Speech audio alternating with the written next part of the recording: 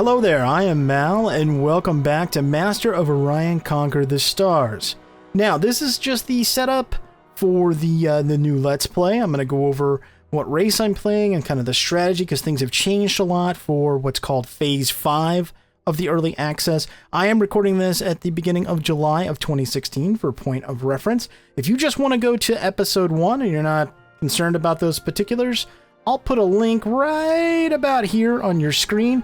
And remember, if you're on a mobile device, annotations don't work, so you can click for the playlist in the description below this video. All right, now, having said that, if you're new to my channel, welcome.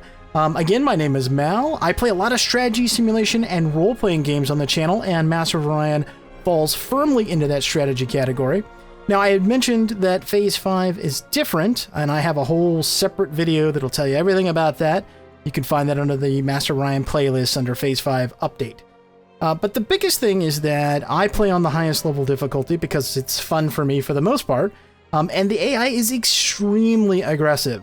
But I think I've found a way to keep them at bay long enough to successfully get through a Let's Play. Now, I tried this with fellow YouTuber and buddy Adrian. We have an Extreme Bromance co-op LP, and I tried to play as a custom race, and then I, realized as we got into it, you can't in multiplayer, but I think the race is still valid. So let's go through that. I'm going to go ahead and, well, what do we want to look like? I guess it doesn't really matter a whole lot. You know what? Let's do Sakura, because if nothing else, the little guy that you have, the advisor, is just awesome. Okay, so I'm going to be, obviously, Mal. Here, I'll be Malzard. Yeah, like lizard, but Malzard. Okay, now, in terms of what we're going to take, let's see. First off, we're going to start with... Nope. Nope, we're going to take Industrialist. So we get plus 25% production from population, and we get starting tech of physics. We're going to grab that for 4 points. You can see these others are now yellowed out, so you can't take those. They're mutually exclusive, which makes sense. Okay, and then we're going to take Charismatic. Yeah, improved negotiations and improved disposition. And the thought process being that maybe, just maybe, we can get most of or some of the AIs to just leave us alone while we build up. So we're going to grab that. And then, let's see. I guess Artifacts Homeworld makes sense because we've got 1 point left. Now, we could take some negatives and grab some more things like Growth.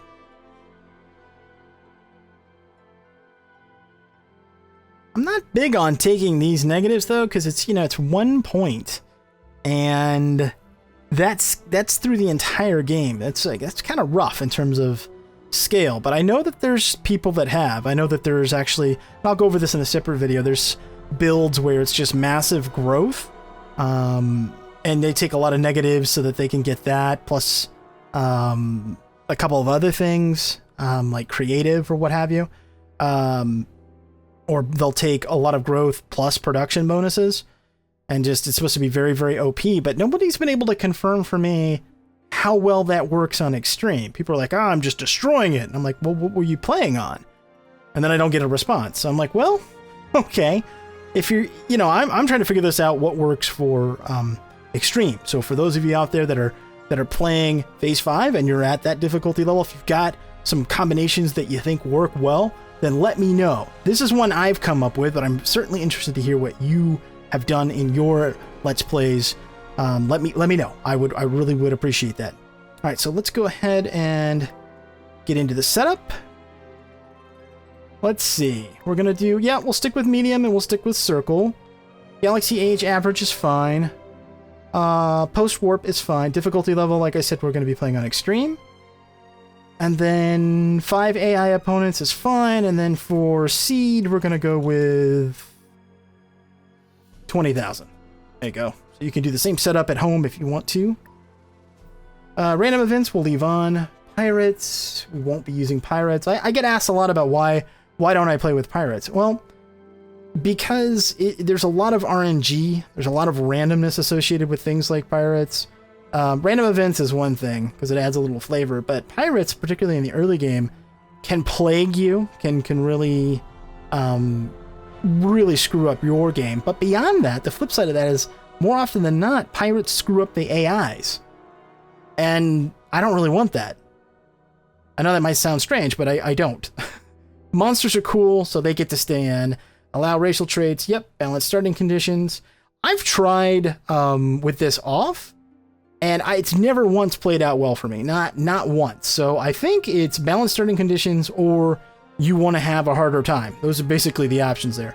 Timeline, which is basically like an autosave, allowing you to jump back from the timeline victory screen. You can like go back and change what you were going to do. I'm not playing with that. That doesn't make any sense to me. And then we're going to go on fast population growth, normal production speed, and we're going to go on slow research speed. I like this combo.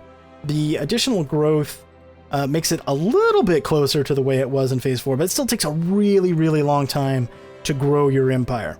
That's why a lot of these quote-unquote OP custom races are all about growth.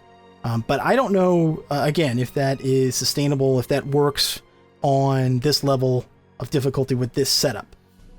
Yeah, I'm not sure. Okay, now we've got victory score, 500 for victory type.